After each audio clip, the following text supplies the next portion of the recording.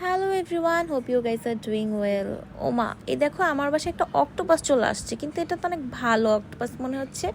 ও, এটা তো octopus cleansing টুল। So আজকে তোমাদেরকে এই অক্টোপাস ক্লিনজিং টুল দিয়ে ফেস ক্লিন করে দেখাবো। আমার ফেসের এপাশে আমি হাত দিয়ে ফেস ক্লিন করব, আর অপর পাশে আমি অক্টোপাস ক্লিনজিং টুল দিয়ে ফেসটা ক্লিন করব। আই নো এটা অনেক আগেই মার্কেটে চলে এসেছে, বাট আমরা অনেকেই এখন পর্যন্ত এটা কেন ইউজ করব, কিভাবে ইউজ করব জানি না। তো এই টুলটার ভিতর এরকম একটা স্পাঞ্জ থাকে ঢুকানো, উপরে সিলিকনের এই আবরণটা থাকে, আর এটা খুবই স্কুইজি আর কিউট। তো এটাকে প্রথমে পানি দিয়ে একটু ভালো মতো ভিজিয়ে নিতে হবে।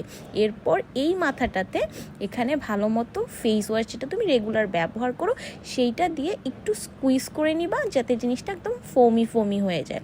সো ফোমি ফোমি হয়ে গেলে ওই প্রান্তটা দিয়েই বা ওই পার্টটা দিয়েই আগে আমাকে, এটা হচ্ছে মাসাজ পার্ট, এটা মেইনলি ওটা দিয়ে ভালো মতো প্রোডাক্টটা লাগিয়ে তারপর স্ক্রাব করার এই পার্টটাতে ছোটো ছোটো এখানে দানার মতো আছে সিলিকনের, এটা দিয়ে ভালো মতো ওয়াশ করলে দেখবা একটু হালকাভাবে, এখানে আমি ফাস্ট অ্যান্ড ফরওয়ার্ড মুড করে দেওয়াতে মনে হচ্ছে আমি জোরে জোরে প্রেস করছি, বাট নাথিং লাইক দ্যাট। দেখো আমি একদম হালকাভাবে করাতে আমার লিপস্টিকটা কীভাবে মুহূর্তেই উঠে গেলো, যা সাধারণত উঠতে চায় না।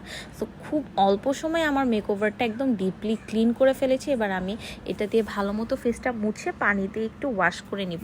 এখন তোমাদেরকে দেখাই, দেখো একদম পরিষ্কার একটা টিস্যু নিয়েছি।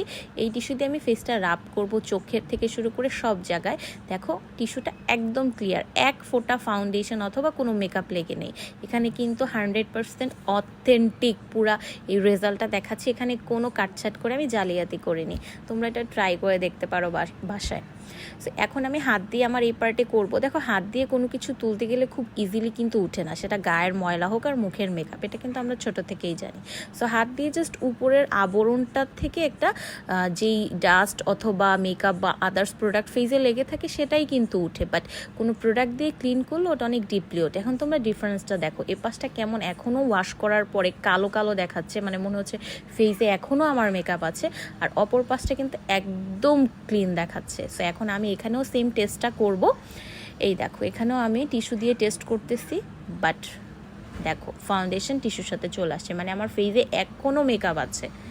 আবারও আমি দেখাচ্ছি, এই দেখো এখনও আমার ফেসে মেকআপ আছে। এই জন্যই কিন্তু আমার এই পাশের ফেসটা একটু ডার্ক এবং অপরিষ্কার মনে হচ্ছে, আর এই পাশেরটা খুব ব্রাইট আর ক্লিন মনে হচ্ছে। দেখো কপালের পার্ট থেকে আল্লাহ অনেকগুলো আমি ফাউন্ডেশন চলে আসছে। আমার ফেস কিন্তু ক্লিন হয়নি ভালো মতো।